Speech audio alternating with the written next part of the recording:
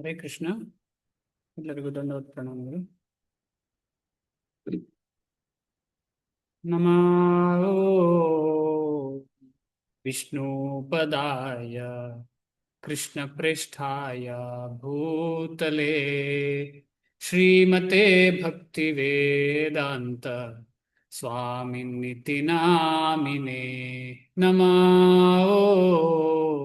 ವಿಷ್ಣುಪದಾಯ ಕೃಷ್ಣ ಪ್ರೇಷ್ಠಾಯ ಭೂತಲೆ ಶ್ರೀಮತೆ ಭಕ್ತಿ ವೇದಾಂತ ಸ್ವಾಮಿನಿತಿ ನಾಮಿನೇ.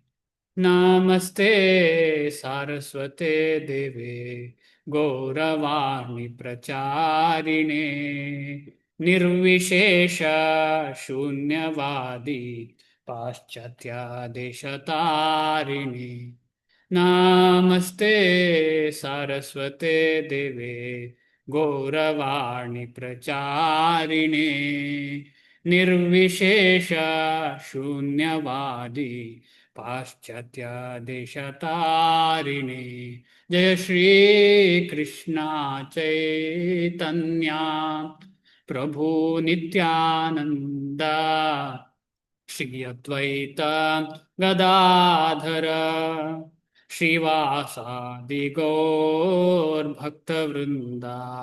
ಜಯ ಶ್ರೀ ಕೃಷ್ಣ ಚೈತನ್ಯ ಪ್ರಭು ನಿತ್ಯಾನಂದ ಶ್ರೀ ಅದ್ವೈತ ಗದಾಧರ ಶ್ರೀವಾಸಾದಿ ಗೌರ್ಭಕ್ತವೃಂದ. ಹರೇ ಕೃಷ್ಣ ಕೃಷ್ಣ ಕೃಷ್ಣ ಹರೇ ಹರೇ ಹರೇ ರಾಮ ರಾಮ ರಾಮ ಹರೇ ಹರೇ.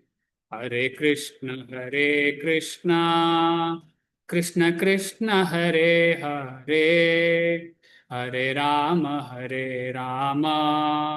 ರಾಮ ರಾಮ ಹರೇ ಹರೇ. ಹರೇ ಕೃಷ್ಣ ಕೃಷ್ಣ ಕೃಷ್ಣ ಹರೇ ಹರೇ ಹರೇ ರಾಮ ರಾಮ ರಾಮ ಹರೇ ಹರೇ. ಹರೇ ಕೃಷ್ಣ ಕೃಷ್ಣ ಕೃಷ್ಣ ಹರೇ ಹರೇ ಹರೇ ರಾಮ ರಾಮ ರಾಮ ಹರೇ ಹರೇ. ಹರೇ ಕೃಷ್ಣ ಕೃಷ್ಣ ಕೃಷ್ಣ ಹರೇ ಹರೇ ಹರೇ ರಾಮ ರಾಮ ರಾಮ ಹರೇ ಹರೇ.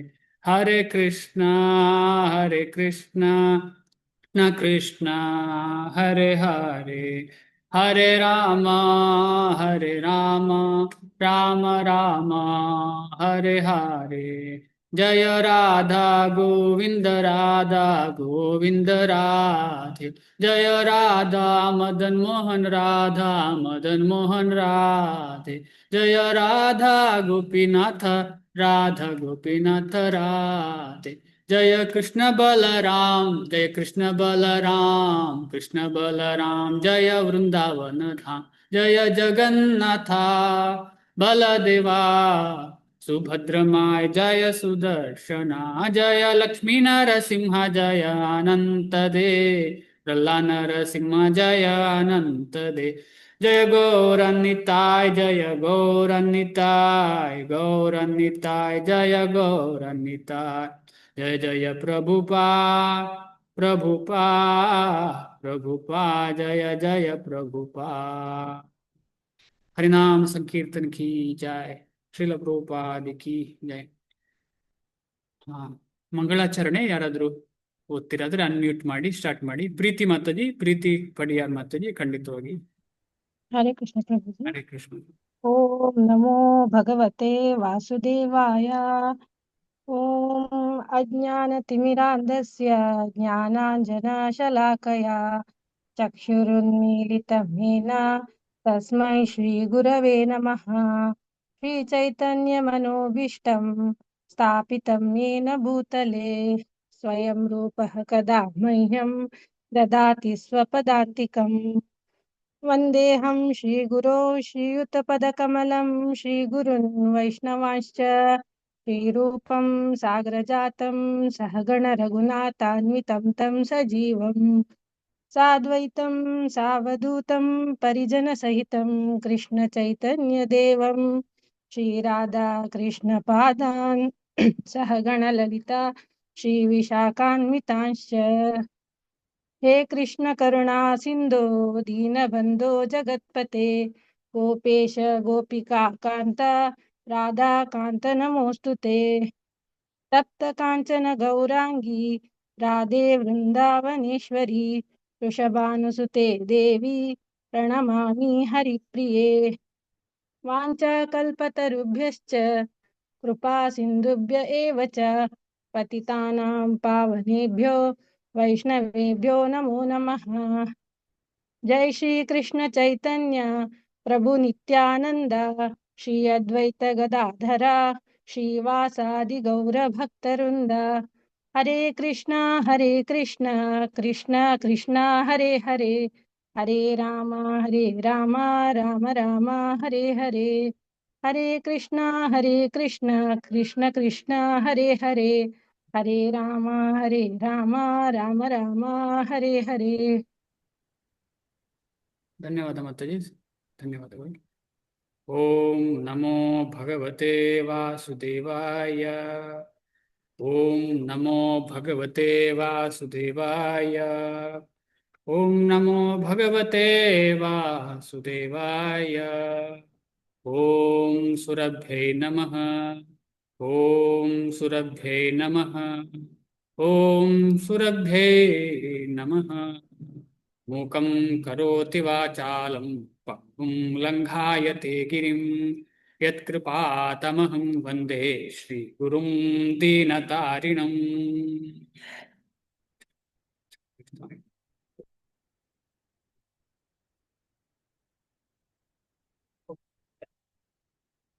ಹರೇ ಕೃಷ್ಣ, ಎಲ್ರಿಗೂ ಸ್ವಾಗತ. ಎಲ್ಲರೂ ರೆಗ್ಯುಲರ್ ಜಾಯಿನ್ ಆಗ್ತಿದ್ದೀರಿ, ಧನ್ಯವಾದಗಳು. ಈ ಅಧ್ಯಯನವನ್ನ ನಮ್ಮ ಹೃದಯಕ್ಕೆ ತಗೊಂಡು ಜೀವನದಲ್ಲಿ ಅಳವಡಿಸಲಿಕ್ಕೆ ಎಲ್ಲರೂ ಪ್ರಯತ್ನ ಪಡೋಣ. ನಿನ್ನೆ ತನಕ ಮತ್ತು ಇವತ್ತಿನ ಕ್ಲಾಸಲ್ಲಿ ಟೋಟಲ್ ಒಂದು ಸಾಂಖ್ಯಯೋಗ ಅಂದ್ರೆ ಏನು ಅಂತ ಹೇಳಿ ಭಗವಂತ ಹೇಳುವುದನ್ನ ನಾವು ಓದಿ ಅದರ ಬಗ್ಗೆ ಅರ್ಥ ಮಾಡಲಿಕ್ಕೆ ಪ್ರಯತ್ನ ಮಾಡ್ತಾ ಇದ್ದೇವೆ. ಇವತ್ತು 30ನೇ ಶ್ಲೋಕಿನ ತನಕ ಅದರ ಬಗ್ಗೆ ಚರ್ಚೆ. 30ನೇ ಶ್ಲೋಕ ತನಕ ಸಾಂಖ್ಯಯೋಗದ ಬಗ್ಗೆ ಚರ್ಚೆ. ಸಾಂಖ್ಯಯೋಗ ಅಂತ ಹೇಳಿದ್ರೆ ಏನು ಅಂತ ಯಾರಾದ್ರೂ ಹೇಳ್ಬೋದಾ? ಏನು ಸಾಂಖ್ಯಯೋಗ ಅಂದ್ರೆ ಏನು ಅಂತ ಹೇಳಿದ್ರೆ ಅರ್ಥ ಯಾರಿಗಾದ್ರೂ ಗೊತ್ತೇ? ಅನುಸೂಯ ಮಾತಾಜಿ ಹೇಳಿ. ಹರೇ ಕೃಷ್ಣ ಪ್ರಭು, ದಂಡವತ್ ಪ್ರಣಾಮ್. ಧನ್ಯವಾದ. ದೇಹ ಆತ್ಮಗಳ ವಿಶ್ಲೇಷಣೆ ಪ್ರಭು. ಧನ್ಯವಾದ ಮಾತಾಜಿ. ಆತ್ಮ ಮತ್ತು ಅನಾತ್ಮದ ವಿಶ್ಲೇಷಣೆ. ಧನ್ಯವಾದ ಮಾತಾಜಿ. ಸೊ ಅದರ ಬಗ್ಗೆ ಇಲ್ಲಿ ಚರ್ಚೆ ನಡೀತಾ ಉಂಟು. ನಿನ್ನೆ ಒಂದು ಪ್ರಶ್ನೆ ಕೇಳಿದರು, ಯುದ್ಧ ಭೂಮಿಯಲ್ಲಿ ಅರ್ಜುನನಿಗೆ ಇದರ ಬಗ್ಗೆ ಯಾಕೆ, ಏನು ಅವಶ್ಯಕತೆ ಅಂತ ಹೇಳಿ. ಅವಶ್ಯಕತೆ ಯಾಕೆ ಅಂತ ಹೇಳಿದ್ರೆ, ಯಾವಾಗ ಚಂಚಲ ಮನಸ್ಥಿತಿ ಇರ್ತದೋ ಆಗ ಎಂತ ಮಾಡುದು ಅಂತ ಗೊತ್ತಾಗದೇ ಇರುವಾಗ ಗುರುವಿನ ಶರಣಾಗುವುದು 2ನೇ ಚಾಪ್ಟರ್ ಅಲ್ಲಿ ಮುಖ್ಯವಾದ್ದು. ಅದಕ್ಕೋಸ್ಕರ ನಾವೆಲ್ಲ ಬಾಯ್ಪಾಠ ಮಾಡ್ಲಿಕ್ಕೆ ಅಥವಾ ಕಂಠಪಾಠ ಮಾಡ್ಲಿಕ್ಕೆ ಪ್ರಯತ್ನ ಪಡ್ತಾ ಇದ್ದೇವೆ. ಯಾವುದು? 2.7ನೇ ಶ್ಲೋಕ ಎಲ್ರಿಗೂ ಗೊತ್ತಿದೆ ಈಗ. ಅಲ್ಲಿ ಭಗವಂತನಿಗೆ ಅರ್ಜುನ ಶರಣಾಗಿ, ಅದಾದ್ಮೇಲೆ ಭಗವಂತ ಅಗತ್ಯ ಉಂಟೋ ಇಲ್ಲೋ ಅಂತ ಹೇಳೋಕ್ಕಿಂತ ಅದರ ಬಗ್ಗೆ ಅರ್ಥ ಮಾಡಿಕೊಂಡ್ರೆ ಮಾತ್ರ ನಮ್ಮ ನಿಜವಾದ 2 ರೀತಿಯ ಧರ್ಮದಲ್ಲಿ ಕೂಡ ಕೆಳಗಿನ ಧರ್ಮ ಅಂದ್ರೆ, ಈಗ ನಾವು ದೇಹ ಸಿಕ್ಕಿದ ಮೇಲೆ ಈ ದೇಹಕ್ಕೆ ಅನುಗುಣವಾದ ಧರ್ಮವನ್ನು ಮಾಡ್ಲಿಕ್ಕೆ ಸಾಧ್ಯ. ಅಂದ್ರೆ ಯಾವಾಗ ನಮಗೆ ಮೇಲ್ದರ್ಜೆಯ ಜ್ಞಾನ ಸಿಗ್ತದೋ ಆಗ ನಮಗೆ ಅದರ ಕೆಳಗಿರುವುದೆಲ್ಲ ಅರ್ಥ ಆಗ್ತದೆ, ಸುಲಭವಾಗಿ ಅರ್ಥ ಆಗ್ತದೆ. ಯಾವಾಗ ನಾವು ಒಂದು ಬೆಟ್ಟದ ಮೇಲೆ ಹೋಗ್ತೇವೆ ಆಗ ನಮಗೆ ಕೆಳಗಿರುವುದೆಲ್ಲ ಕಾಣ್ತದೆ. ಅದೇ ರೀತಿ ಜ್ಞಾನಿಗಳಿಗೆ ಎಲ್ಲ ಕಾಣ್ತದೆ. ಆದ ಕಾರಣ ಭಗವಂತನಿಗೆ ಎಲ್ಲ ಗೊತ್ತುಂಟು, ಯಾಕಂದ್ರೆ ಅವನು ಸರ್ವಜ್ಞ ಅಂತ ಹೇಳಿ ನಮ್ಗೆ ಅರ್ಥ ಆಗಿದೆ. ಸರ್ವಜ್ಞನಾದಂತಹ ಭಗವಂತನಿಗೆ ಎಲ್ಲವೂ ಗೊತ್ತುಂಟು. ಆದ ಕಾರಣ ಅರ್ಜುನನಿಗೆ ಏನು ಹೇಳಬೇಕು ಅದನ್ನು ಹೇಳ್ತಾ ಇದ್ದಾನೆ. ಅದು ಯಾಕೆ ಹೇಳ್ತಾ ಇದ್ದಾನೆ ಅಂತ ಹೇಳಿದ್ರೆ, ಅಂತಹ ಒಂದು ಹೇಳುವಿಕೆ, ಭಗವಂತನ ಒಂದು ವಚನವನ್ನ ಮಾಡ್ಲಿಕ್ಕೋಸ್ಕರ ಆ ಒಂದು ಸನ್ನಿವೇಶವನ್ನ ಭಗವಂತನೇ ತಯಾರು ಮಾಡಿದ್ದಾನೆ. ಅರ್ಜುನನಿಗೆ ಆ ರೀತಿಯ ಮರುಕ ದೋಷಗಳನ್ನ ಸೃಷ್ಟಿಸಿದ್ದಾನೆ ಭಗವಂತ. ಸೊ ಆ ರೀತಿಯಲ್ಲಿ ನಮಗೆ ಅರ್ಥ ಮಾಡ್ಕೋಬಹುದು. ನಿನ್ನೆಯ ಕ್ಲಾಸಲ್ಲಿ ನಾವು ಭಗವಂತ ಏನು ಹೇಳ್ತಾ ಇದ್ದಾನೆ, ಇರ್ಲಿ ಆತ್ಮವು ಮತ್ತು ದೇಹವು, ಆತ್ಮವು ದೇಹವು ಎರಡು ಒಂದೇ ಆಗಿದ್ರೂ ಕೂಡ ಅದಕ್ಕೋಸ್ಕರ ಏನು ಅಂತ ಹೇಳುವ ಬಗ್ಗೆ ಕೂಡ ಚಿಂತನೆ ನಿನ್ನೆ ಕ್ಲಾಸಲ್ಲಿ ಮಾಡಿದ್ದಾರೆ ಭಗವಂತ. ಅದಲ್ಲದೆ ಆ ಲೋಕಾಯುತರು ಮತ್ತೆ ಕೆಲವು ಆ ಥರದವರು ಅಂದ್ರೆ ಬೌದ್ಧ ಧರ್ಮದವರು ಏನು ಹೇಳ್ತಾರೆ ಅಂತ ಹೇಳೋದ್ರ ಬಗ್ಗೆ ಕೂಡ ಚಿಂತೆ ಮಾಡಿದ್ದೇವೆ. ಅಂದ್ರೆ ಸತ್ತ ಮೇಲೆ ಈ ಆತ್ಮಕ್ಕೆ ಕೂಡ ಅಸ್ತಿತ್ವ ಇಲ್ಲ, ಸತ್ತ ಮೇಲೆ ಆತ್ಮಕ್ಕೆ ಅಸ್ತಿತ್ವ ಇಲ್ಲ, ದೇಹದ ಹಾಗೆ ಅದು ಸುಟ್ಟು ಹೋಗ್ತದೆ ಅಂತ ಹೇಳಿದ್ರು ಕೂಡ ಅದರ ಬಗ್ಗೆ ಸಹ ಶೋಕ ಪಡುವ ಅಗತ್ಯ ಇಲ್ಲ ಅಂತ ಹೇಳಿ ಭಗವಂತ ಹೇಳ್ತಾರೆ. ಯಾಕಂದ್ರೆ ಹೇಗೂ ಸಾಯೋದು ಅಲ್ವಾ, ಹೇಗೆ ಸಾಯೋದು, ಅದಕ್ಕೇನು ಯಾಕೆ ಶೋಕ ಮಾಡೋದು ಯಾಕೆ ಅಂತ ಹೇಳಿ ಅಲ್ಲಿವರೆಗೆ ನಿನ್ನೆ ಮಾತಾಡಿದ್ದೇವೆ. 27ನೇ ಶ್ಲೋಕ ಕೂಡ ನಿನ್ನೆ ಓದಿದ್ದೇವೆ. ಒಂದು ಸಲ ಅದನ್ನು ಓದಿ ಮುಂದೆ ಹೋಗೋಣ. ಫುಲ್ ಅಲ್ಲ, ಶ್ಲೋಕ ಮಾತ್ರ. ಜಾತಸ್ಯ ಹಿ ಧ್ರುವೋ ಮೃತ್ಯು ಧ್ರುವಂ ಜನ್ಮ ಮೃತಸ್ಯ ಚ ತಸ್ಮಾದ್ ಅಪರಿಹಾರ್ಯೇರ್ಥೆ ನತ್ವಂ ಶೋಚಿತುಮರ್ಹಸಿ. ಜಾತಸ್ಯ ಹಿ ಧ್ರುವೋ ಮೃತ್ಯು, ಹುಟ್ಟಿದವನು ಸಾಯಲೇಬೇಕು. ಧ್ರುವಂ ಜನ್ಮ ಮೃತಸ್ಯ ಚ, ಸತ್ತವ ಪುನಃ ಹುಟ್ಟಲೇಬೇಕು. ಅಂದ್ರೆ ಕರ್ಮಕ್ಕೆ ಅನುಗುಣವಾಗಿ ಸಿಗ್ತದೆ ಹುಟ್ಟು. ತಸ್ಮಾತ್, ಆದ ಕಾರಣ, ಆದ್ದರಿಂದ ತಪ್ಪಿಸಲು ಸಾಧ್ಯವಿಲ್ಲದಂತಹ, ಯಾವುದನ್ನು ತಪ್ಪಿಸಲು ಸಾಧ್ಯ ಇಲ್ಲ? ಈ ಮರಣವನ್ನ ತಪ್ಪಿಸ್ಲಿಕ್ಕೆ ಸಾಧ್ಯವೇ ಇಲ್ಲ. ದೇಹದ ಒಂದು ತ್ಯಾಗವನ್ನ, ದೇಹಕ್ಕೆ ಒಂದು ಮರಣವನ್ನ ತಪ್ಪಿಸ್ಲಿಕ್ಕೆ ಯಾರಿಂದಲೂ ಸಾಧ್ಯ ಇಲ್ಲ. ಅದು ಅದರ ಗುಣ, ದೇಹದ ಗುಣವೇ ಹುಟ್ಟಿದ ಮೇಲೆ ಸಾಯಲೇಬೇಕು. ಅದರದ್ದು ಹಕ್ಕು, ಅದರದ್ದು ದೇಹದ ಹಕ್ಕೇ ಸಾವು. ಹುಟ್ಟು ಹಕ್ಕಲ್ಲ, ಸಾವು ಹಕ್ಕೇ. ಯಾಕೆಂದ್ರೆ ಹುಟ್ಟು ಹಕ್ಕಲ್ಲ ಅಂತ ಹೇಳಿದ್ರೆ ಹುಟ್ಟಿನವ ಸಾಯಲೇಬೇಕು. ಆದ್ರೆ ಸತ್ತವ ಯಾವಾಗ ಹುಟ್ಟುತ್ತಾನೆ ಅಂತ ಗೊತ್ತಿಲ್ಲ, ಜನರಲಿ ಅದು ನಮಗೆ ಗೊತ್ತಿಲ್ಲ. ಆದ್ರೆ ಹುಟ್ಟಿದವ ಸ್ವಲ್ಪ ಸಮಯದಲ್ಲಿ, ಇಷ್ಟು ವರ್ಷಗಳಲ್ಲಿ 10 ವರ್ಷ, 100 ವರ್ಷ, 200 ವರ್ಷ ಅಂತ ಯೋಚನೆ ಮಾಡಬಹುದು.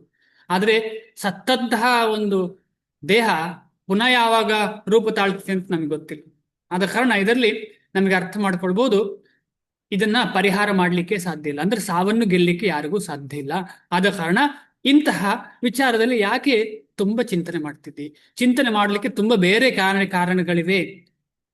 ಕಾರಣಗಳಿವೆ. ಈ ಒಂದು ಕ್ಷುಲ್ಲಕವಾದ ಕಾರಣಕ್ಕೋಸ್ಕರ ನೀನು ನಿನ್ನನ್ನು ಯಾರೆಲ್ಲ ತೊಂದರೆ ಕೊಟ್ಟಿದ್ದಾರೆ, ಅಂದರೆ ತೊಂದರೆ ಕೊಡುವವರಿಗೆಲ್ಲ ಸಹಾಯ ಮಾಡ್ತಿದ್ದಾರೆ, ಅವರ ವಿರುದ್ಧ ನೀನು ದಂಗೆ ಏರುವುದಲ್ಲಿ ಏನೂ ತಪ್ಪಿಲ್ಲ ಅಂತ ಭಗವಂತ ಹೇಳ್ತಾರೆ. ಯಾಕೆಂತ ಹೇಳಿದ್ರೆ ದಂಗೆ ಏಳುವಂಥದ್ದು ಕ್ಷತ್ರಿಯನ ಧರ್ಮ. ನಿನ್ನೆ ನಾವು ನೋಡಿದ್ದೇವೆ, ಮಹಾಭಾರತದಲ್ಲಿ ಕೂಡ ಹೇಳಿದೆ. ಆಮೇಲೆ ಪರಾಶರ ಮುನಿಗಳು ಕೂಡ ಹೇಳ್ತಾರೆ. ಏನು ಹೇಳ್ತಾರೆ ಅಂತ ಹೇಳಿದ್ರೆ, ತನ್ನ ಸೋದರನೇ ಆಗಿರ್ಲಿ, ತಮ್ಮ ಅಣ್ಣಂದಿರೇ ಆಗಿರ್ಲಿ, ಅವರು ಧರ್ಮಕ್ಕೆ ವಿರುದ್ಧವಾಗಿ ನಡೆದರೆ ಅವರನ್ನು ಕೂಡ ಕೊಲ್ಲಿಕ್ಕೆ ಹಿಂಜರಿಬಾರದು ಅಂತ ಹೇಳಿ ಶಾಸ್ತ್ರ ಹೇಳುತ್ತೆ. ಆದ್ರೆ ಇದು ಧರ್ಮದ ವಿಚಾರ, ಸುಮ್ಮನೆ ಅಲ್ಲ ಅಂತ ಹೇಳಿ ಭಗವಂತ ಆಮೇಲೆ ಪ್ರಭುಪಾದರು ತಾತ್ಪರ್ಯದಲ್ಲಿ, ಭಾವಾರ್ಥದಲ್ಲಿ ಹೇಳಿದ್ದಾರೆ. ಮುಂದೆ ಹೋಗೋಣ. ಇವತ್ತಿನ ಶ್ಲೋಕ 3 ಶ್ಲೋಕಗಳನ್ನ ಆದಷ್ಟು ಓದಲಿಕ್ಕೆ ಪ್ರಯತ್ನ ಪಡ್ತೀನಿ. ತುಂಬಾ ಒಳ್ಳೆ ಶ್ಲೋಕ ಇದು, 28. ನಮಗೆ ಕ್ಲಾರಿಟಿ ಸಿಗ್ತದೆ ಯಾವುದು ವ್ಯಕ್ತ ಯಾವುದು ಅವ್ಯಕ್ತ ಅಂತ ಹೇಳಿ. ಅವ್ಯಕ್ತಾದೀನಿ ಭೂತಾನಿ ವ್ಯಕ್ತ ಮಧ್ಯಾನಿ ಭಾರತ ಅವ್ಯಕ್ತ ನಿಧನಾನ್ಯೇವ ತತ್ರ ಕಾ ಪರಿದೇವನ.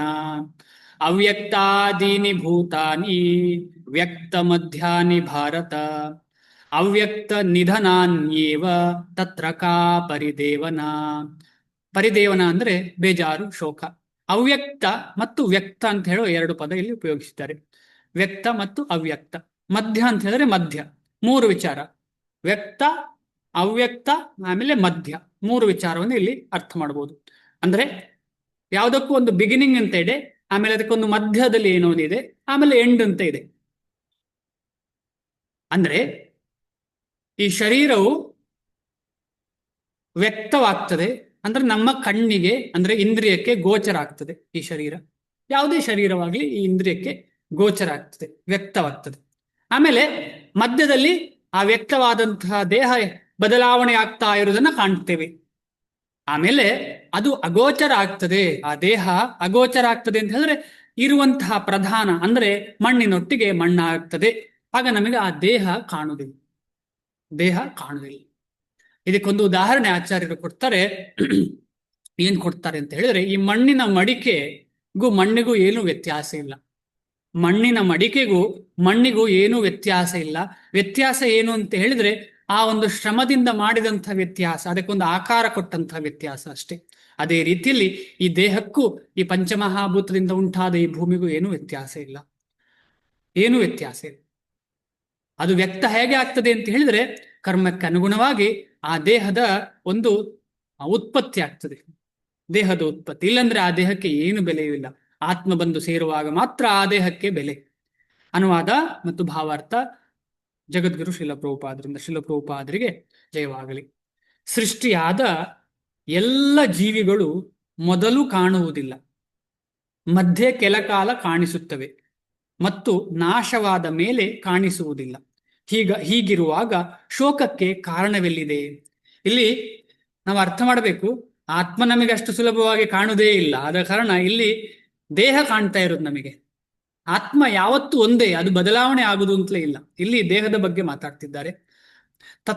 ಭಾವಾರ್ಥ: ತತ್ವಶಾಸ್ತ್ರಜ್ಞರಲ್ಲಿ 2 ವರ್ಗಗಳಿವೆ ಎಂದು ಒಪ್ಪೋಣ. ತತ್ವಶಾಸ್ತ್ರಜ್ಞರಲ್ಲಿ 2 ವರ್ಗಗಳಿವೆ ಎಂದು ಒಪ್ಪೋಣ. ಅಂದ್ರೆ ಒಂದೇ ವರ್ಗ, ನಿಜವಾಗಿ ಅದಕ್ಕೆ ಒಂದೇ ವರ್ಗ ಆಗ್ಬೇಕು, ಆದ್ರೆ ಇರ್ಲಿ, 2 ಇದೆ ಅಂತ ಒಪ್ಪೋಣ. ಅದು ಯಾವುದೆಲ್ಲ? ಒಂದು ವರ್ಗವು ಆತ್ಮದ ಅಸ್ತಿತ್ವವನ್ನು ನಂಬುತ್ತದೆ. ಒಂದು ವರ್ಗ ಆತ್ಮದ ಅಸ್ತಿತ್ವವನ್ನು ನಂಬುತ್ತದೆ, ಇದು ನಂಬದೇ ಇರ್ಲಿಕ್ಕೆ ಕಾರಣವೇ ಇಲ್ಲ. ಇನ್ನೊಂದು ವರ್ಗ ಆತ್ಮದ ಅಸ್ತಿತ್ವವನ್ನು ನಂಬುವುದಿಲ್ಲ. ಇವೆರಡು ವರ್ಗಗಳಲ್ಲಿ ಯಾವುದನ್ನು ನಾವು ಒಪ್ಪಿದರೂ ಶೋಕಕ್ಕೆ ಕಾರಣವಿಲ್ಲ. ಇದು ನಮಗೆ ಅರ್ಥ ಆಗಿದೆ ಮುಂಚಿನ ಎಲ್ಲ ಶ್ಲೋಕಗಳಲ್ಲಿ. ಆತ್ಮದ ಅಸ್ತಿತ್ವವನ್ನು ನಂಬಿರುವವರನ್ನು ವೇದದ ಜ್ಞಾನವನ್ನು ಅನುಸರಿಸುವವರು ನಾಸ್ತಿಕರು ಎಂದು ಕರೆಯುತ್ತಾರೆ. ನಾಸ್ತಿಕರು.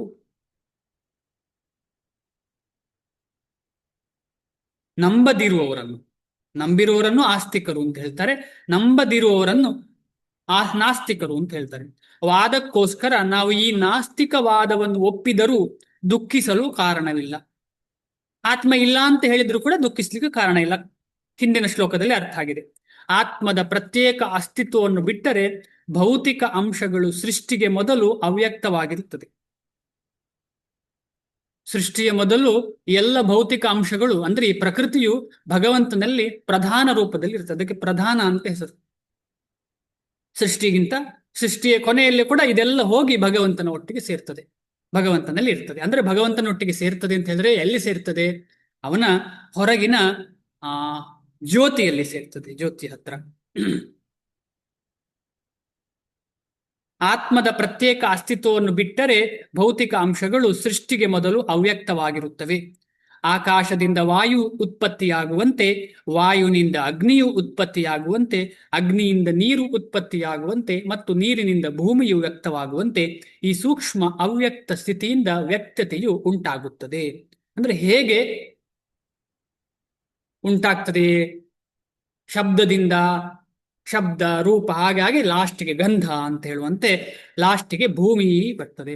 ಎಲ್ಲಿಂದ ಬಂತದು ಅಂತ ಹೇಳಿದ್ರೆ ನಿರ್ವಾತದಿಂದ ಶುರುವಾಗ್ತದೆ. ಅದು ನಿರ್ವಾತಕ್ಕಿಂತ ಮುಂದೆ ಅದರ ಹಿಂದೆ ಯಾರಿದ್ದಾರೆ? ಅದರ ಹಿಂದೆ ಮನೋ, ಬುದ್ಧಿ, ಅಹಂಕಾರ ಇದೆ. ಈ ರೀತಿಯಲ್ಲಿ ಸೃಷ್ಟಿ ಆಗ್ತದೆ. ಆ ಸೃಷ್ಟಿಯ ಬಗ್ಗೆ ನಾವು ಭಾಗವತಮಲ್ಲಿ ಇನ್ನು ತುಂಬಾ ಡಿಟೇಲ್ಡ್ ಸ್ಟಡಿ ಮಾಡ್ಲಿಕ್ಕಿದ್ದೇವೆ. ಭೂಮಿಯಿಂದ ವ್ಯಕ್ತತೆಯ ನಾನಾ ಬಗೆಗಳು ಉಂಟಾಗುತ್ತವೆ. ಭೂಮಿ ಆದ್ಮೇಲೆ ಭೂಮಿಯಿಂದ ಭೂಮಿಯಲ್ಲಿ ಬೇರೆ ಬೇರೆ ವ್ಯಕ್ತವಾಗ್ತದೆ, ಬೇರೆ ಬೇರೆದು ಗೋಚರ ಆಗ್ತದೆ. ನಮಗೆ ಮುಂಚೆ ಆ ತರ ಗೋಚರವಾಗುವುದಿಲ್ಲ. ಉದಾಹರಣೆಗೆ ಭೂಮಿಯಿಂದ ರೂಪ ತಾಳುವ ಗಗನಚುಂಬಿಯನ್ನು ನೋಡಿ. ಗಗನಚುಂಬಿ ಅಂತ ಹೇಳಿದ್ರೆ ದೊಡ್ಡ ಒಂದು ಕಟ್ಟಡ, ದೊಡ್ಡ ಕಟ್ಟಡವನ್ನು ನೋಡಿ. ಅದನ್ನು ಒಡೆದು ಹಾಕಿದಾಗ ವ್ಯಕ್ತತೆಯ ಅವ್ಯಕ್ತವಾಗುತ್ತದೆ. ಅದನ್ನು ಒಡೆದು ಹಾಕಿದ್ರೆ ಏನಾಗ್ತದೆ? ಹಾಗೆ ಹೇಳಿದಾಗೆ ಮಡಿಕೆ ಒಡೆದ ತಕ್ಷಣ ಅದು ಮಣ್ಣಿನೊಟ್ಟಿಗೆ ಸೇರ್ತದೆ. ಅದೇ ರೀತಿಯಲ್ಲಿ ಸಿಮೆಂಟ್ ಆಗಿ ಹೋಗ್ತದೆ. ಆದರೆ ಇಲ್ಲಿ ಪ್ರಾಬ್ಲಮ್ ಏನು ಅಂತ ಹೇಳಿದ್ರೆ, ನಾವು ಮಾಡಿದಂತಹ ಈ ಗಗನಚುಂಬಿ ಕಟ್ಟಡದಲ್ಲಿ ಎಷ್ಟೇ ಅವ್ಯಕ್ತವಾದ್ರೂ ಕೂಡ ಆ ಅವ್ಯಕ್ತ ಆಗ್ಲಿಕ್ಕೆ ತುಂಬಾ ಸಮಯ ತಗೊಳ್ತಾ ಉಂಟು. ಯಾಕಂತ ಹೇಳಿದ್ರೆ ತುಂಡು ಮಾಡಿದಂತಹ ಪ್ಲಾಸ್ಟಿಕ್ ಇರ್ಬೋದು, ಏನೇ ಇರಲಿ, ಅದು ಭೂಮಿಯೊಟ್ಟಿಗೆ ಲೀನ್ ಆಗ್ಲಿಕ್ಕೆ ಸ್ವಲ್ಪ ಸಮಯ ತಗೊಳ್ತದೆ. ಆದ ಕಾರಣ ನಾವೆಷ್ಟು ಪ್ರಕೃತಿಗೆ ದ್ರೋಹ ಮಾಡ್ತಿದ್ದೇವೆ ಅಂತ ಹೇಳಿ ನಮಗೆ ಅರ್ಥ ಆಗ್ತಾ ಉಂಟು.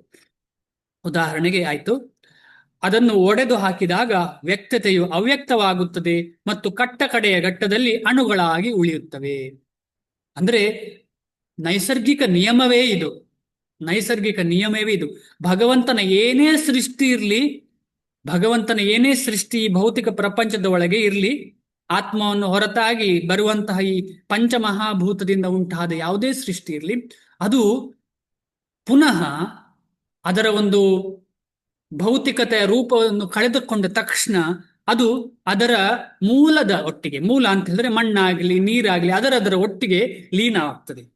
ಆದರೆ ನಾವು ಮನುಷ್ಯರು ಏನ್ ಮಾಡ್ತಿದ್ದೇವೆ ಅಂತ ಹೇಳಿ ಅದನ್ನ ನಿಜವಾದ ನೈಸರ್ಗಿಕತೆಯನ್ನು ತೆಗೆದು ಹಾಕಿ ಅದರಿಂದ ಹೊರತಾಗಿ ಅದರಿಂದ ಏನೋ ಬೇರೆ ರೀತಿಯಲ್ಲಿ ಕೃತ್ರಿಮವಾಗಿ ಅದನ್ನು ಒಂದು ಮಾಡಿ ಅದು ಪುನಃ ಲೀನವಾಗಲಿಕ್ಕೆ ತುಂಬಾ ಸಮಯ ತಕ್ಕೊಳ್ಳುವಂತೆ ಮಾಡ್ತಾ ಇದ್ದೇವೆ ನಾವು. ಇದು ಭಗವದ್ಗೀತೆಯಲ್ಲಿ ನಾವು ಅರ್ಥ ಮಾಡ್ಕೊಳ್ಬೇಕು ಇದರಲ್ಲಿ. ಯಾಕೆಂತ ಹೇಳಿದ್ರೆ ಇದರಲ್ಲಿ ಸೂಕ್ಷ್ಮವಾಗಿ ಅದನ್ನೇ ಹೇಳಿದ್ದಾರೆ. ಏನು ಹೇಳಿದ್ದಾರೆ ಅಂತ ಹೇಳಿದ್ರೆ, ನಾವು ಪ್ರಕೃತಿಯ ವಿರುದ್ಧ ಹೋಗಬಾರದು. ನಮ್ಮ ಮನುಷ್ಯನ ಪ್ರಕೃತಿ ಆಗಿರ್ಲಿ, ಪ್ರಾಣಿಗಳ ಪ್ರಕೃತಿ ಆಗಲಿ, ಜೀವದ ಪ್ರಕೃತಿ ಆಗಲಿ, ಯಾವುದೇ ಪ್ರಕೃತಿಯ ವಿರುದ್ಧ ಹೋದ್ರೆ ಖಂಡಿತವಾಗಿ ಅದು ಪ್ರಾಬ್ಲಮ್. ಆದ್ರೆ ಏನಾಗಿದೆ ನಮಗೆಲ್ರಿಗೂ, ನಾವೀಗಾಗಲೇ ಜನ್ಮ ತಾಳಿದ್ದೆಯಲ್ಲಿ ವಿರುದ್ಧ ಹೋಗುವ ಜಾಗೆಯಲ್ಲಿಯೇ ಜನ್ಮ ತಾಳಿದ್ದೇವೆ. ಕಲಿಯುಗದ ಈ ಘೋರ ಕಲಿಯುಗದಲ್ಲಿ ನಾವು ಜನ್ಮ ತಾಳಿದ್ದೇವೆ. ಆಗ ಇದು ಹೇಗೆ ಈ ಪರಿಸ್ಥಿತಿಯಿಂದ ಹೊರಗೆ ಬರುದು ಅಂತ ಹೇಳಿ ಇಂಪಾರ್ಟೆಂಟ್. ಇದು ತುಂಬಾ ಡಿಸ್ಕಷನ್ ಮಾಡ್ಬೇಕಾದ್ದು. ನಾವು ಪ್ರಯತ್ನ ಪಡಬೇಕು. ಯಾಕಂದ್ರೆ ಭಗವಂತ ನಮ್ಮ ಪ್ರಯತ್ನವನ್ನ ನೋಡ್ತಾನೆ.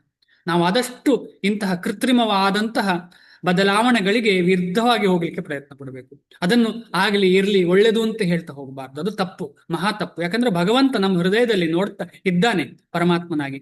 ನಮ್ಮ ಮನಸ್ಸನ್ನ ಅಳಿತಾನೆ ಭಗವಂತ. ಅಷ್ಟು ಸುಲಭ ಅಲ್ಲ. ಭಗವಂತ ನಾವು ಜಪ ಮಾಡ್ತಾ ಇದ್ದೇವೆ ಆದ್ರೂ ನಾನು ಇದನ್ನೇ ಮಾಡ್ತೇನೆ ಅಂತ ಹೇಳಿದ್ರೆ ಭಗವಂತನಿಗೆ ಅರ್ಥ ಆಗ್ತದೆ ಇವ ಕಪಟಿ ಅಂತ ಹೇಳಿ. ಇವನಿಗೆ ನಂದು ಜಪ ಮಾಡಿ ನನ್ನ ಸೇವೆ ಮಾತ್ರ ಬೇಕು, ಆದ್ರೆ ನನ್ನಿಂದ ಸೃಷ್ಟಿಯಾದ ನನಗೂ ಈ ಭೂಮಿಗೂ ವ್ಯತ್ಯಾಸವೇ ಇಲ್ಲ. ಯಾಕಂದ್ರೆ ಭಗವಂತನ ಎಲ್ಲ ಎನರ್ಜಿಯೂ ಭಗವಂತನದ್ದೇ ಎನರ್ಜಿ, ಇದು ಭಗವಂತನದ್ದೇ ಶಕ್ತಿ ಭೂಮಿ ಅಂತ ಹೇಳಿದ್ರೆ. ನನ್ನ ಭೂಮಿ ಅಂತ ಹೇಳಿದ್ರೆ ಭಗವಂತನ ಹೆಂಡತಿ. ನನ್ನ ಹೆಂಡತಿಗೆ ರೆಸ್ಪೆಕ್ಟ್ ಕೊಡ್ತಾ ಇಲ್ಲ ಇವ, ಆಮೇಲೆ ಏನು ಜಪ ಮಾಡ್ತಿದ್ದಾನೆ ಇವ ಅಂತ ಹೇಳುದಿಲ್ವೇ? ಖಂಡಿತವಾಗಿ.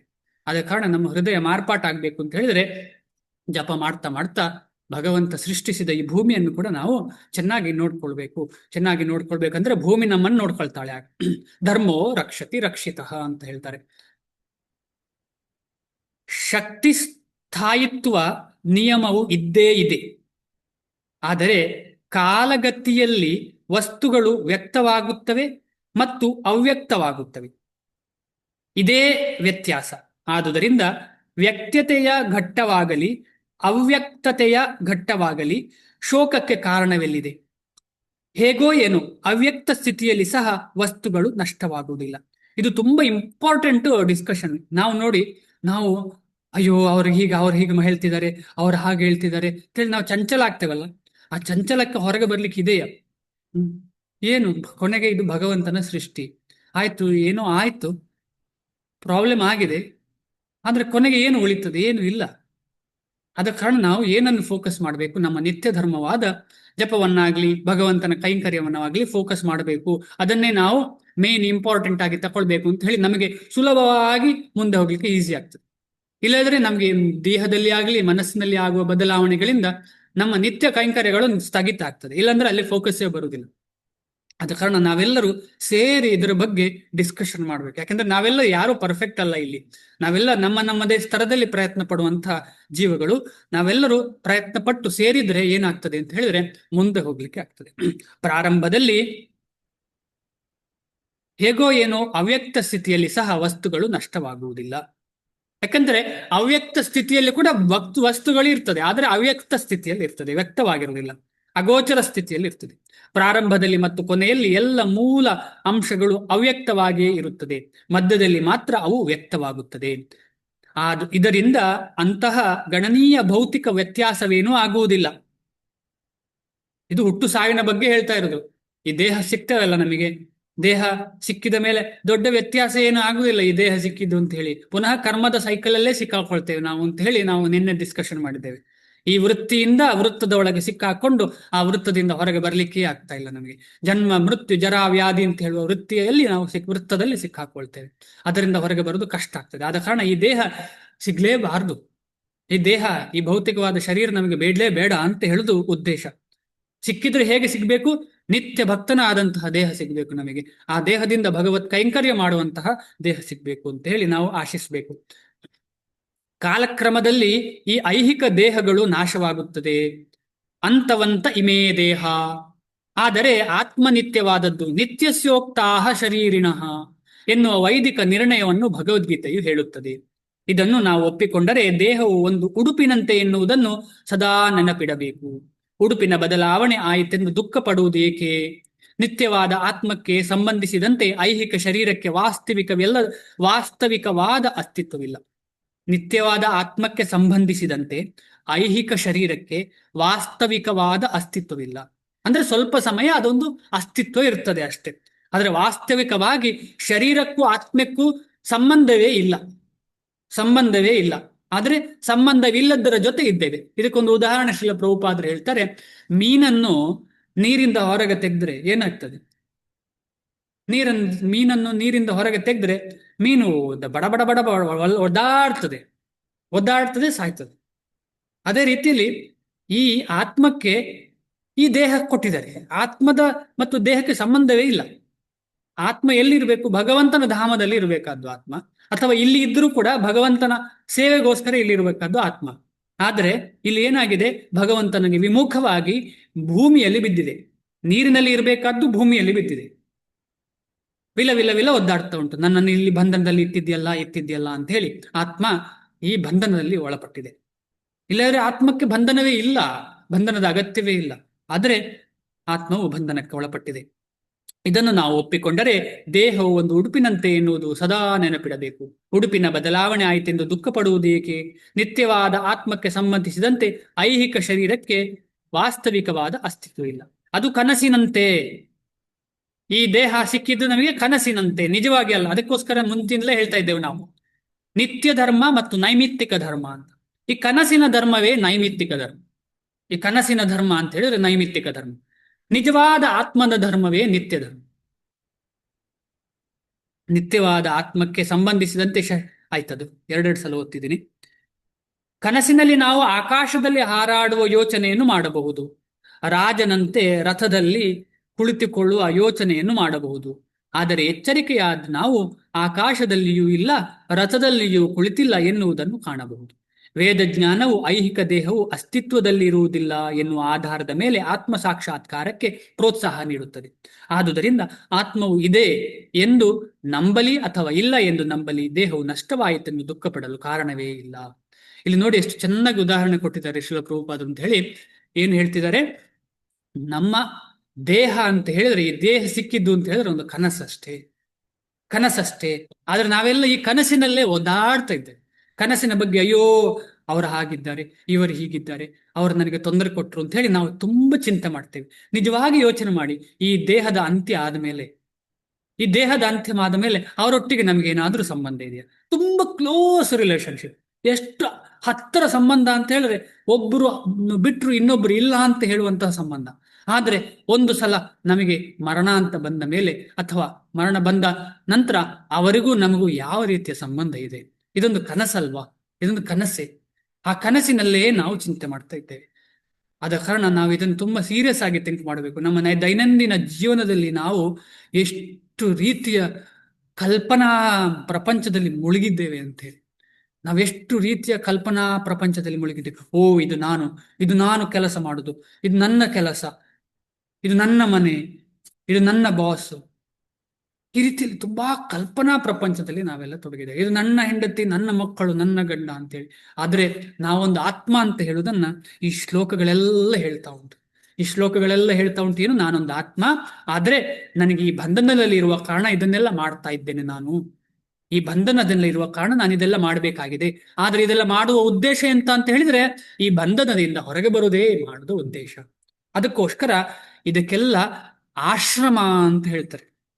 ಯಾವುದನ್ನು ಆಶ್ರಮ ಅಲ್ಲ ಅಂತಲ್ಲ. ಉದಾಹರಣೆಗೆ ಬ್ರಹ್ಮಚರ್ಯ ಆಶ್ರಮ, ವಾನಪ್ರಸ್ಥ ಆಶ್ರಮ, ಸನ್ಯಾಸ ಆಶ್ರಮ, ಗೃಹಸ್ಥ ಆಶ್ರಮ. ಈ ಆಶ್ರಮ ಅಂತ ಹೇಳಿದ್ರೆ ಕಟ್ಟುನಿಟ್ಟಿನ ಜೀವನ ನಡೆಸಿ ದೇಹದ ಬಂಧದಿಂದ ಹೊರಗೆ ಬಂದು ಆತ್ಮದ ನಿಜವಾದ ಆತ್ಮಧರ್ಮವನ್ನು ಮಾಡುವಂತಹ ಒಂದು ವೈದಿಕ ಕೈಂಕರ್ಯವೇ ವರ್ಣಾಶ್ರಮ ಧರ್ಮ.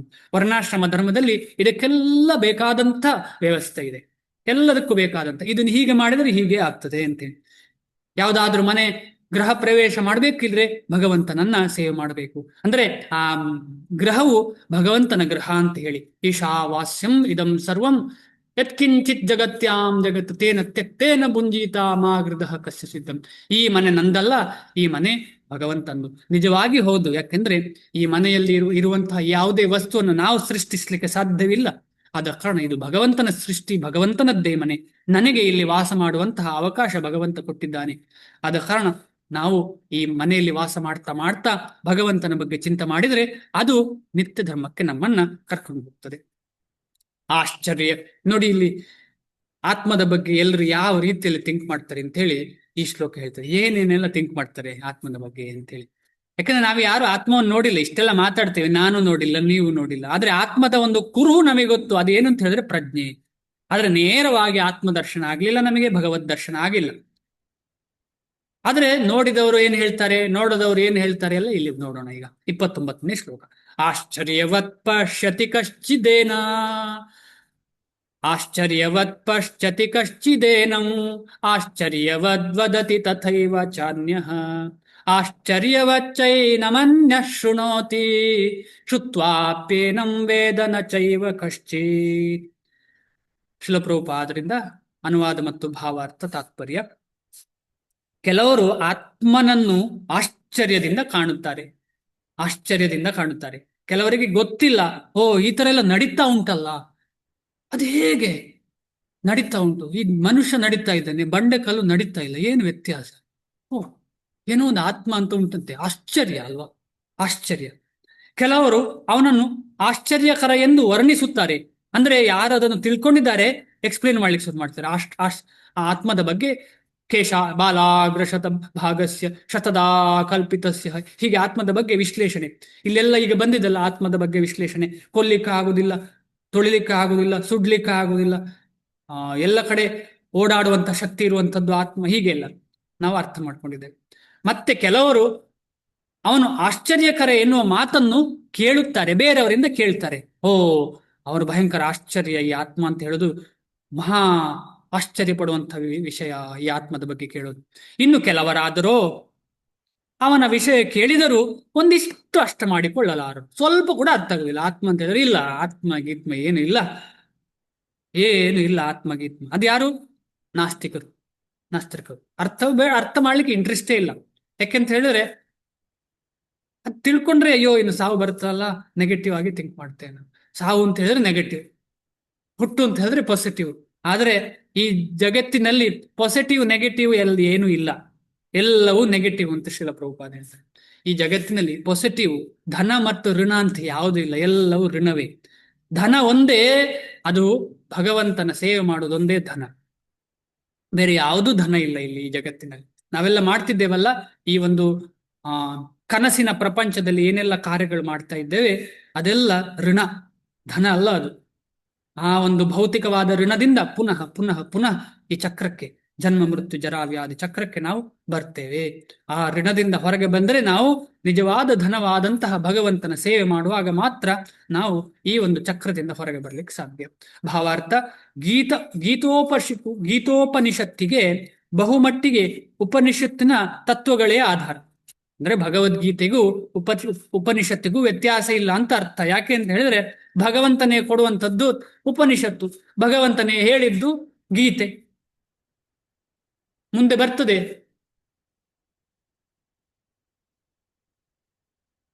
ವೇದಗಳೆಲ್ಲ ಭಗವಂತನಿಂದಲೇ ಬಂದದ್ದು ಅಂತ ಹೇಳಿ ಮುಂದೆ ಬರ್ತದೆ. ವೇದಶ್ಚ ಸರ್ವೈರ್ ಅಹಮೇವ ವೇದ್ಯೋ ವೇದಾಂತ ಕೃತ್. ವೇದಾಂತ ಅಂದ್ರೆ ಉಪನಿಷತ್ತು. ವೇದಾಂತ ಕೃತ್ ವೇದ ವಿದೇಹ ಚಾಹಂ. ನನ್ನೆಲ್ಲ ಎಲ್ಲ ಬರ್ತಾ ಇರೋದು ಅಂತ ಭಗವಂತ ಹೇಳ್ತಾರೆ. ಆದ ಕಾರಣ ವ್ಯತ್ಯಾಸ ಏನಿಲ್ಲ. ಆದುದರಿಂದ ಖಟ ಉಪನಿಷತ್ತಿನಲ್ಲಿ ಈ ಕೆಳಗಿನ ಶ್ಲೋಕ ಕಾಣುವುದರಲ್ಲಿ ಯಾವ ಆಶ್ಚರ್ಯವೂ ಇಲ್ಲ. ಅಂದ್ರೆ ಒಂದೇ ರೀತಿ ಕಾಣುವಂತಹ ಶ್ಲೋಕಗಳು ಭಗವದ್ಗೀತೆಯಲ್ಲಿ ಮತ್ತು ಉಪನಿಷತ್ತು, ಕಠೋಪನಿಷತ್ತಿನಲ್ಲಿ. 1.2.7 ಶ್ರವಣಯಾಪಿ ಬಹುಭಿರ್ ಯೋ ನ ಲಭ್ಯ ಶೃಣ್ವಂತೋಪಿ ಬಹವೋ ಯಂ ನ ವಿದ್ಯುಃ ಆಶ್ಚರ್ಯೋ ವಕ್ತಾ ಕುಶಲೋಸ್ಯ ಲಬ್ಧ ಆಶ್ಚರ್ಯೋಸ್ಯ ಜ್ಞಾತ ಕುಶಲಾನುಶಿಷ್ಟ. ಬೃಹತ್ ಪ್ರಾಣಿಯ ದೇಹದಲ್ಲೂ ಬೃಹತ್ ಆಲದ ಮರದ ದೇಹದಲ್ಲೂ ಜೀವಾಣುವು ಇದೆ, ಅಂದ್ರೆ ಆತ್ಮವು ಇದೆ. ಕೇವಲ ಒಂದು ಅಂಗುಲದ ಸ್ಥಳವನ್ನು ಆಕ್ರಮಿಸುವ ಕೋಟ್ಯಂತರ ಕ್ರಿಮಿಗಳಲ್ಲೂ ಜೀವಾಣು ಇದೆ. ಕೊರೋನಾ ವೈರಸ್ ಅಲ್ಲಿ ಕೂಡ ಜೀವಾಣು ಇದೆ, ಅಂದ್ರೆ ಆತ್ಮ ಇದೆ. ಇದು ಬಹು ಬೆರಗಿನ ಸಂಗತಿ. ಅಂದ್ರೆ ಒಂದು ಚಿಕ್ಕ ಆತ್ಮ ಒಂದು ದೊಡ್ಡ ದೇಹಕ್ಕೆ ಸಂಬಂಧ ಕೊಡ್ತಾ ಉಂಟು, ದೇಹವನ್ನ ಆಳ್ತಾ ಉಂಟು. ಅದೇ ರೀತಿ ಒಂದು ಚಿಕ್ಕ ಅಮೀಬಾ ಆಗಿರ್ಲಿ, ಚಿಕ್ಕ ಕೊರೋನಾ ವೈರಸ್ ಅನ್ನು ಕೂಡ ಆಳ್ತಾ. ಇದೊಂದು ಆಶ್ಚರ್ಯ ವಿಷಯ ಅಲ್ವೇ? ಪ್ರಥಮ ಜೀವಿಯಾದ ಬ್ರಹ್ಮನಿಗೆ ಪಾಠಗಳನ್ನು ಬೋಧಿಸಿದ ಜ್ಞಾನದ ಪರಮಾಧಿಕಾರಿಯೇ ವ್ಯಕ್ತಿಗತ ಆತ್ಮನ ವಿಸ್ಮಯಗಳನ್ನು ವಿವರಿಸಿದ್ದಾನೆ. ಯಾರು ಬ್ರಹ್ಮನಿಗೆ ಪಾಠಗಳನ್ನು ಹೇಳಿದ್ದು? ಬ್ರಹ್ಮನಿಗೆ ಪಾಠಗಳನ್ನು ಹೇಳಿದ್ದು ಪರಮೋತ್ತಮ ಪರಮಪುರುಷ ಆದ ಕೃಷ್ಣನೇ ಇಲ್ಲಿ ಹೇಳ್ತಾ ಇದ್ದಾರೆ ಆತ್ಮಗಳ ವಿಸ್ಮಯವನ್ನ. ಭಗವದ್ಗೀತೆಯಲ್ಲಿ ಎಷ್ಟು ಚೆನ್ನಾಗಿ ನಾವು ಹೇಳಿದ ಹಾಗೆ ಸರ್ಜರಿ ಮಾಡಿದ ರೀತಿಯಲ್ಲಿ ಇದಾದ್ರೆ ಹೀಗಾದ್ರೆ ಹೀಗೆ, ಹೀಗಾದ್ರೆ ಹೀಗೆ ಎಲ್ಲ ವಿಶ್ಲೇಷಣೆ ಎಷ್ಟು ಚೆನ್ನಾಗಿ ಭಗವಂತ ವಿಶ್ಲೇಷಣೆ ಮಾಡಿ ಆತ್ಮ ಮತ್ತು ದೇಹದ ವ್ಯತ್ಯಾಸಗಳನ್ನು, ನಮಗೆ ಸಂಬಂಧವನ್ನು ಹೃದಯದಲ್ಲಿ ನಾಟು ಹಾಗೆ ಎಲ್ಲ ಶ್ಲೋಕಗಳಲ್ಲಿ ಭಗವಂತ ಅರ್ಜುನನ ಮುಖಾಂತರ ನಮಗೆಲ್ಲ ಕೊಟ್ಟಿದ್ದಾರೆ. ಇಷ್ಟನ್ನು ನೋಡಿದ ಮೇಲೆ, ಇಷ್ಟನ್ನು ಕೇಳಿದ ಮೇಲೆ ಎಲ್ಲಿಯ ಸಂಶಯ? ಏನು ಸಂಶಯ ಇಲ್ಲ. ಯಾಕಂದ್ರೆ ಕೊನೆಗೆ ಭಗವಂತ ಹೇಳ್ತಾರೆ, ಸಂಶಯಾತ್ಮ ವಿನಶ್ಯತಿ. ಇಷ್ಟು ಹೇಳಿದ ಮೇಲೂ ನಿಮಗೆ ಸಂಶಯ ಇದ್ರೆ ಏನ್ ಮಾಡ್ತೀಯ? ನಿನಗೆ ವಿನಾಶವೇ. ಆದ ಕಾರಣ ನಮ್ಮ ಸಂಶಯ ದೂರ ಆಗ್ತದೆ ಈ ಶ್ಲೋಕಗಳಿಂದ. ಆದರೂ ಅಲ್ಪ ವಿದ್ಯೆಯುಳ್ಳವರು ಹಾಗೂ ಸಂಯಮ ಇಲ್ಲದವರು, ಅಲ್ಪ ವಿದ್ಯೆಯುಳ್ಳವರು, ಸಂಯಮ ಇಲ್ಲದವರು ಅಂದ್ರೆ ಇಂದ್ರಿಯ ಸಂಯಮ ಇಲ್ಲದವರು ಅದರ ವಿಸ್ಮಯಗಳನ್ನು ಅರಿಯಲಾರರು. ಅಂದ್ರೆ ಇಂದ್ರಿಯ ತೃಪ್ತಿಯ ಹಿಂದೆ ಹೋದವರಿಗೆ ಆತ್ಮದ ವಿಚಾರದ ಅಗತ್ಯವೇ ಇಲ್ಲ, ಅವರಿಗೆ ಬೇಡ, ಅದರಲ್ಲಿ ಇಂಟ್ರೆಸ್ಟೇ ಇಲ್ಲ. ಸ್ವಲ್ಪ ಜ್ಞಾನ ಇದ್ದವರು ಆಮೇಲೆ ಇಂದ್ರಿಯದಲ್ಲಿ ಕಂಟ್ರೋಲೇ ಇಲ್ಲದವರಿಗೆ ಇದನ್ನು ಅರ್ಥ ಮಾಡ್ಲಿಕ್ಕೆ ಸಾಧ್ಯ ಇಲ್ಲ. ಈ ಯುಗದ ಬಹು ಮಂದಿಗೆ ವಸ್ತುಗಳ ಸ್ಥೂಲ ಐಹಿಕ ಪರಿಕಲ್ಪನೆಯಷ್ಟೇ ಇರುತ್ತದೆ. ಇದರಿಂದಾಗಿ ಸಣ್ಣ ಕಣವು ಇಷ್ಟು ಕಿರಿದೂ ಆಗಲು ಹೇಗೆ ಸಾಧ್ಯ ಎಂದು ಅವರಿಗೆ ಅರ್ಥವಾಗುವುದಿಲ್ಲ. ಆದ್ದರಿಂದ ನಿಜವಾದ ಆತ್ಮನು ಸ್ವರೂಪದಿಂದ ಅಥವಾ ವರ್ಣನೆಯಿಂದ ಅದ್ಭುತ ಎಂದು ಜನ ಭಾವಿಸುತ್ತಾರೆ. ಇದು ಯಾರು? ಆತ್ಮದ ಆಸಕ್ತಿ ಇಲ್ಲದವರು ಈ ರೀತಿಯಲ್ಲಿ ಭಾವಿಸುತ್ತಾರೆ. ಅಸ್ತಿತ್ವಕ್ಕಾಗಿ ನಡೆಸುವ ಹೋರಾಟದಲ್ಲಿ ಸ್ವ ಅರಿವು ಇಲ್ಲದಿದ್ದರೆ ಎಲ್ಲ ಕ್ರಿಯೆಗಳು ಕಡೆಗೆ ವಿಫಲವಾಗುತ್ತದೆ ಎನ್ನುವುದು ನಿಜ. ಆದರೂ ಬಹುಮಂದಿ ಭೌತಿಕ ಶಕ್ತಿಯಿಂದಾಗಿ ಮಾಯೆಗೆ ಸಿಲುಕುತ್ತಾರೆ. ಇದರಿಂದ ಇಂದ್ರಿಯ ತೃಪ್ತಿಯ ವಿಷಯದಲ್ಲಿ ಮಗ್ನರಾಗಿ ಸ್ವ ಅರಿವಿನ ಪ್ರಶ್ನೆಯನ್ನು ಅರ್ಥ ಮಾಡಿಕೊಳ್ಳಲು ಅವರಿಗೆ ಸಮಯವೇ ಇರುವುದಿಲ್ಲ. ಅಂದ್ರೆ ಆತ್ಮದ ಅರಿವು ಪಡ್ಕೊಳ್ಳಿಕ್ಕೆ ಸಮಯವೇ ಇರುವುದಿಲ್ಲ. ಆತ್ಮವನ್ನು ಕುರಿತು ಯೋಚಿಸಬೇಕು. ಆ ಮೂಲಕ ಐಹಿಕ ದುಃಖಗಳನ್ನು ಪರಿಹರಿಸಿಕೊಳ್ಳಬೇಕು ಎಂಬುದರ ಪರಿವೆಯೇ ಪ್ರಾಯಶಃ ಅವರಿಗಿಲ್ಲ. ಅಂದ್ರೆ ನಮ್ಮ ಐಹಿಕ ದೇಹಕ್ಕೆ ಆಗುವಂತಹ ದುಃಖಗಳಿಗೆ ಪರಿಹಾರ ಒಂದೇ, ಅದು ಆತ್ಮನ ಕುರಿತು ಯೋಚಿಸುವುದು. ಬೇರೆ ಯಾವುದು ಪರಿಹಾರ ಇಲ್ಲ. ಕೆಲವೊಮ್ಮೆ ಭಕ್ತರು ಹೇಳ್ತಾರೆ, ನಿಮಗೆ ಸೊಂಟ ನೋವಾ? ಆಯ್ತು, ಸ್ವಲ್ಪ ಜಪ ಜಾಸ್ತಿ ಮಾಡಿ. ನಿಜವಾಗಿ ಅದೇ ಮದ್ದು. ಆದ್ರೂ ಕೂಡ ನಮಗೆ ಅದು ಸಂಶಯ. ಅಯ್ಯೋ, ಯಾಕೆ ಅದು ಮದ್ದು ಅಂತ ಹೇಳಿದ್ರೆ, ಹೇಗಿದ್ರು ಸೊಂಟ ನೋವಿಗೆ ಅದಕ್ಕೆ ಕರ್ಮಕ್ಕನುಗುಣವಾಗಿ ಅನುಭವಿಸಲೇಬೇಕು. ಅವರಿಗೆ ಒಳ್ಳೆ ಡಾಕ್ಟರ್ ಸಿಕ್ಕಿದ್ರೆ ಸಿಗ್ತಾರೆ. ಆದ್ರೆ ಈ ಹರೇ ಕೃಷ್ಣ ಮಹಾಮಂತ್ರ ಸೇರಿಸಿದ್ರೆ ಏನಾಗ್ತದೆ ಅಂತ ಹೇಳಿದ್ರೆ, ಅಥವಾ ಓದುದನ್ನು ಸೇರಿಸಿದ್ರೆ ಏನಾಗ್ತದೆ ಅಂತ ಹೇಳಿದ್ರೆ, ಮುಂದೆ ಇಂತಹ ಸೈಕಲಿಗೆ ಬರ್ಲಿಕ್ಕಿಲ್ಲ. ಅದು ನಿಜವಾದ ಮದ್ದಲ್ವೇ? ನಿಜವಾದ ಮದ್ದಲ್ವಾ? ಅದು ಹೇಗೆ ಅಂತ ಹೇಳಿದ್ರೆ, ಈಗ ಆಯುರ್ವೇದ ಮದ್ದು ಅಂತ ಹೇಳಿದ್ರೆ ಏನು? ಆಯುರ್ವೇದ ಮದ್ದು ಅಂತ ಹೇಳಿದ್ರೆ ಬುಡದಿಂದ ತೆಗೀತದಂತೆ, ಪುನಃ ಅದು ಬರದ ಹಾಗೆ ಮಾಡುವಂತ ಮದ್ದು ಆಯುರ್ವೇದ. ಆ ರೀತಿಯಲ್ಲಿ ಈ ಹರೇ ಕೃಷ್ಣ ಮಹಾಮಂತ್ರ ಅಂತ ಹೇಳಿದ್ರೆ, ಈ ಭೌತಿಕದ ಭವ ರೋಗವನ್ನ ಬುಡದಿಂದ ಕಿತ್ತು ಹಾಕಿ ನಮ್ಮನ್ನ ಅದರಿಂದ ಪಾರು ಮಾಡುವಂತ ಒಂದು ಮಹಾಮಂತ್ರ ಇದು. ಆತ್ಮನ ವಿಷಯವಾಗಿ ಆಲಿಸುವ ಪ್ರವೃತ್ತಿ ಇರುವ ಕೆಲವರು ತಮ್ಮ ಒಳ್ಳೆಯ ಗೆಳೆಯರೊಂದಿಗೆ ಉಪನ್ಯಾಸಗಳಿಗೆ ಹೋಗುತ್ತಿರಬಹುದು. ಆದರೆ ಕೆಲವೊಮ್ಮೆ ಅವರು ಪ್ರಮಾಣದ ವ್ಯತ್ಯಾಸವಿಲ್ಲದೆ ಪರಮಾತ್ಮ ಮತ್ತು ಜೀವಾತ್ಮಗಳು ಒಂದೇ ಎಂಬ ದೃಷ್ಟಿಯನ್ನು ಅಜ್ಞಾನದಿಂದ ಸ್ವೀಕರಿಸಿ ಮಾರ್ಗ ತಪ್ಪುತ್ತಾರೆ. ಈ ಮಾರ್ಗ ತಪ್ಪುವುದರ ಬಗ್ಗೆ ನಿನ್ನೆ ನಾವು ಡಿಸ್ಕಷನ್ ಮಾಡಿದ್ದೇವೆ. ಈ ಮಾರ್ಗ ತಪ್ಪಿದ ಎಲ್ಲ ಧರ್ಮಗಳಿಂದ ಏನಾಗ್ತದೆ ಅಂತ ನಮ್ಗೆ ಗೊತ್ತಾಗಿದೆ. ಪರಮಾತ್ಮ ಜೀವಾತ್ಮ ಇವುಗಳಲ್ಲಿ ಒಂದೊಂದರ ಸ್ಥಾನ, ಒಂದೊಂದರ ಕರ್ತವ್ಯಗಳು, ಪರಸ್ಪರ ಸಂಬಂಧ ಮತ್ತಿತರ ಎಲ್ಲ ಮುಖ್ಯ ಮತ್ತು ಗೌಣ ವಿವರಗಳನ್ನು ಸಂಪೂರ್ಣವಾಗಿ ತಿಳಿದಿರುವ ಮನುಷ್ಯನನ್ನು ಕಾಣುವುದು ಬಹಳ ಕಷ್ಟ. ಈ ಆತ್ಮದ ಬಗ್ಗೆ ಸಂಪೂರ್ಣವಾಗಿ ತಿಳಿದ ವ್ಯಕ್ತಿ ತುಂಬಾ ಕಷ್ಟ. ಆತ್ಮದ ತಿಳಿವಿನಿಂದ ಸಂಪೂರ್ಣ ಫಲವನ್ನು ಪಡೆದುಕೊಂಡು ವಿವಿಧ ದೃಷ್ಟಿಕೋನಗಳಿಂದ ಆತ್ಮನ ಸ್ಥಾನವನ್ನು ವರ್ಣಿಸಬಲ್ಲ ಮನುಷ್ಯನನ್ನು ಕಾಣುವುದು ಮತ್ತೂ ಕಷ್ಟ. ಆದರೆ ಹೇಗಾದರೂ ಆತ್ಮದ ವಿಷಯವನ್ನು ಅರ್ಥ ಮಾಡಿಕೊಳ್ಳಲು ಸಾಧ್ಯವಾದರೆ ಮನುಷ್ಯನ ಬದುಕು ಸಾರ್ಥಕ. ನಮ್ಮ ಭಾಗ್ಯ ಅಲ್ವೇ ಆತ್ಮದ ಬಗ್ಗೆ ಅರ್ಥ ಮಾಡಿಕೊಳ್ಳುವಂತಹ ಸದ ಅವಕಾಶ ಭಗವತ್ಪಾದರು ಕೊಟ್ಟಿದ್ದಾರೆ, ಭಗವಂತ ಕೊಟ್ಟಿದ್ದಾರೆ, ಶ್ರೀಲ ಪ್ರಭುಪಾದರು ಕೊಟ್ಟಿದ್ದಾರೆ, ಎಲ್ಲರೂ ಕೊಟ್ಟಿದ್ದಾರೆ ನಮಗೆ ಅವಕಾಶ. ಆ ಅವಕಾಶವನ್ನ ಪಡೆದುಕೊಂಡು ನಾವು ನಮ್ಮ ಬದುಕನ್ನ ಸಾರ್ಥಕ ಮಾಡಿಕೊಳ್ಬಹುದು. ಆತ್ಮದ ವಿಷಯವನ್ನು ಅರ್ಥ ಮಾಡಿಕೊಳ್ಳಲು ಅತ್ಯಂತ ಸುಲಭವಾದ ಮಾರ್ಗವೆಂದರೆ ಇತರ ಸಿದ್ಧಾಂತಗಳಿಂದ ದಾರಿ ತಪ್ಪದೆ, ತುಂಬಾ ಇಂಪಾರ್ಟೆಂಟ್, ಇತರ ಸಿದ್ಧಾಂತಗಳಿಂದ ದಾರಿ ತಪ್ಪದೆ ಪರಮಾಧಿಕಾರಿಯಾದ ಶ್ರೀಕೃಷ್ಣನು ಭಗವದ್ಗೀತೆಯಲ್ಲಿ ಹೇಳಿದ ಮಾತುಗಳನ್ನು ಸ್ವೀಕರಿಸುವುದು. ಯಾಕೆಂತ ಹೇಳಿದ್ರೆ ಶ್ರೀಲ ಪ್ರಭುಪಾದರು ಹೇಳ್ತಾರೆ, ಅವರು ಯಥಾರೂಪ ಬರೆಯೋಕ್ಕಿಂತ ಮುಂಚೆ 700 ಎಷ್ಟೋ ರೀತಿಯ ಭಗವದ್ಗೀತೆಯ ಭಾವಾರ್ಥ ಎಲ್ಲ ಬರೆದವರು ತುಂಬಾ ಜನ ಇದ್ರು. ಆದರೆ ಯಥಾರೂಪವಾಗಿ ಯಾರು ಬರ್ತಿಲ್ಲ. ಯಥಾರೂಪ ಅಂತ ಹೇಳಿದ್ರೆ ಭಗವಂತನಿಂದಲೇ ಬಂದಂತ ರೀತಿಯಲ್ಲಿ ಯಾರು ಬರ್ತಿಲ್ಲ. ಶ್ರೀಕೃಷ್ಣನನ್ನು ದೇವೋತ್ತಮ ಪರಮ ಪುರುಷನೆಂದು ನೆಂದಾಗಿ ಸ್ವೀಕರಿಸುವುದಕ್ಕೂ ಈ ಜನ್ಮದಲ್ಲಾಗಲಿ ಹಿಂದಿನ ಜನ್ಮದಲ್ಲಾಗಲಿ ವಿಶೇಷವಾಗಿ ತಪಸ್ಸು ಮತ್ತು ಯಜ್ಞವನ್ನು ಮಾಡಿರಬೇಕು. ಇದರ ಅರ್ಥ ಏನು ಅಂತ ಹೇಳಿದ್ರೆ, ನಾವೆಲ್ಲ ಇದನ್ನು ಕೇಳ್ತಾ ಇದ್ದೇವೆ ಅಂತ ಹೇಳಿದ್ರೆ, ನಾವೆಲ್ಲ ಕಳೆದ ಜನ್ಮದಲ್ಲಿ ಯಜ್ಞ ಯಾಗಾದಿ ತಪಸ್ಸುಗಳನ್ನು ಮಾಡಿ ನಮಗೆ ಆ ಒಂದು ಒಳ್ಳೆಯ ಕೃತಿ, ಒಳ್ಳೆಯ ಸುಕೃತಿ, ಯಾವ ಸುಕೃತಿ, ಆ ಸುಕೃತಿಯಿಂದ ನಮಗೆ ಭಕ್ತಿ ಸಿಗುವ ಹಾಗೆ ಆಗಿದೆ. ಮುಖ್ಯವಾಗಿ ನಮಗೆ ಖಂಡಿತವಾಗಿ ಕಳೆದ ಜನ್ಮದಲ್ಲಿ ಅಥವಾ ಈ ಜನ್ಮದಲ್ಲಿ ಭಗವಂತನ ಭಕ್ತರ ಸಂಘ ಆಗಿದೆ, ಸ್ವಲ್ಪ ಆದರೂ ಸಂಘ ಆಗಿದೆ. ಸ್ವಲ್ಪ ಒಂದು ಉದಾಹರಣೆ ನನ್ನ ಒಬ್ಬರು ಜೊತೆಗಾರರು ಕೊಟ್ಟಿದ್ದಾರೆ. ಅವ್ರೇನ್ ಹೇಳ್ತಾರೆ ಅಂತ ಹೇಳಿದ್ರೆ, ಒಬ್ರು ಇಸ್ಕಾನಿನಲ್ಲಿ ಒಬ್ರು ಸನ್ಯಾಸಿ ಹೇಳ್ತಾರಂತೆ, ನಾನು ಕಳೆದ ಜನ್ಮದಲ್ಲಿ ನಾಯಿಯಾಗಿದ್ದೆ. ಸನ್ಯಾಸಿ ಅಂದ್ರೆ ಈಗ ತಾನೇ ಆಗಿರುವಂತಹ ವಿಚಾರ ಇದು. ನಾನು ಕಳೆದ ಜನ್ಮದಲ್ಲಿ ನಾಯಿ ಆಗಿದ್ದೆ ಅಂದ್ರೆ ಸುಮ್ಮನೆ ಹೇಳೋದು, ನಿಜವಾಗಿ ನಾಯಿ ಹೌದಲ್ಲ ಗೊತ್ತಿಲ್ಲ. ಪ್ರಭುಪಾದರು ಚೆನ್ನೈಗೆ ಬಂದಿದ್ರು. ಆ ಚೆನ್ನೈಗೆ ಬರುವಾಗ ಪ್ರಭುಪಾದ್ ಬರುದನ್ನು ನೋಡಿ ನಾನು ನಾಯಿಯಾಗಿ ಬೊಗಳ್ತಾ ಇದ್ದೆ ಅಂತ ಹೇಳಿದೆ. ಆದ ಕಾರಣ ನನಗೆ ಈಗ ಭಕ್ತರ ಸಂಘ ಮಾಡುವಂತಹ ಅವಕಾಶ ಸಿಕ್ಕಿತು ಅಂತ ಹೇಳಿ. ಅಂದ್ರೆ ಭಗವದ್ಭಕ್ತರ ಸಂಘ ಇಲ್ಲದೆ ಭಕ್ತಿ ಬರ್ಲಿಕ್ಕೆ ಸಾಧ್ಯವಿಲ್ಲ. ಯಾವುದೋ ಒಂದು ಜನ್ಮದಲ್ಲಿ ಇದಾಗೇ ಆಗಿರ್ತದೆ. ಯಾಕೆಂದ್ರೆ ಬೇರೆ ಯಾವುದೂ ಇದಕ್ಕೆ ಕಾರಣ ಅಲ್ಲ. ಇದಕ್ಕೆಲ್ಲ ಕಾರಣ, ಸರ್ವ ರೀತಿಯ ಕಾರಣ ಏನು ಅಂತ ಹೇಳಿದ್ರೆ ಭಗವತ್ ಭಕ್ತರ ಸಂಘ. ಶ್ರೀಕೃಷ್ಣನನ್ನು ದೇವೋತ್ತಮ ಪರಮ ಪುರುಷನನ್ನು ಸ್ವೀಕರಿಸಬೇಕು, ತಪಸ್ಸು ಮಾಡಿರಬೇಕು ಮುಂಚೆ. ಆದರೆ ಪರಿಶುದ್ಧ ಭಕ್ತನ ಅವ್ಯಾಜ ಕೃಪೆಯಿಂದ, ಇಲ್ಲೇ ಬಂತಲ್ವೇ, ಆದರೆ ಪರಿಶುದ್ಧ ಭಕ್ತನ ಅವ್ಯಾಜ ಕೃಪೆಯಿಂದ ಮಾತ್ರ ಕೃಷ್ಣನನ್ನು ಅರಿಯಬಹುದು. ಇದಕ್ಕೆ ಬೇರೆ ದಾರಿಯೇ ಇಲ್ಲ. ಕೃಷ್ಣನನ್ನು ಅರಿಯುವುದು ಅಂತ ಹೇಳಿದ್ರೆ ಭಗವಂತನ ಪೂರ್ಣ ಅರಿವುಳ್ಳಂತಹ ಪರಮ ಸೇವಕನಾದಂತಹ ಭಕ್ತರ ಸೇವೆ ಮಾಡುವುದು, ಆಮೇಲೆ ಭಕ್ತರ ಮುಖಾಂತರ ಅರಿತುಕೊಳ್ಳುವುದು. ದೇಹಿ ನಿತ್ಯಂ ಅವಧ್ಯೋಯಂ ದೇಹೇ ಸರ್ವಸ್ಯ ಭಾರತ ತಸ್ಮಾತ್ ಸರ್ವಾಣಿ ಭೂತಾನಿ ನತ್ವಂ ಶೋಚಿತುಮರ್ಹಸಿ. ಇದು ಕನ್ಕ್ಲೂಡಿಂಗ್ ಶ್ಲೋಕ. ಅಂದ್ರೆ ಈ ಆತ್ಮ ಪರಮಾತ್ಮನನ್ನ ಬಗ್ಗೆ ವಿಶ್ಲೇಷಿಸಿರುವಂತಹ ಸಾಂಖ್ಯಯೋಗದ ಶ್ಲೋಕಗಳ ಕೊನೆಯ ಶ್ಲೋಕ ಇದು. ಇದರ ನಂತರ ಕರ್ಮಯೋಗದ ಭಗವಂತ ಹೇಳ್ತಾನೆ.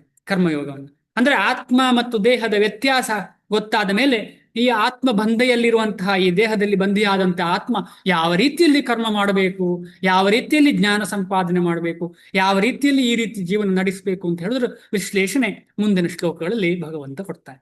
ಭರತ ವಂಶಜನಾದ ಅರ್ಜುನನೇ, ಈ ದೇಹದಲ್ಲಿ ವಾಸಿಸುವನನ್ನು ಎಂದೂ ಕೊಲ್ಲಲು ಸಾಧ್ಯವಿಲ್ಲ. ಇದು ಕನ್ಕ್ಲೂಡಿಂಗ್. ಆತ್ಮವನ್ನು ಕೊಲ್ಲಿಕ್ಕೆ ಸಾಧ್ಯ ಇಲ್ಲ.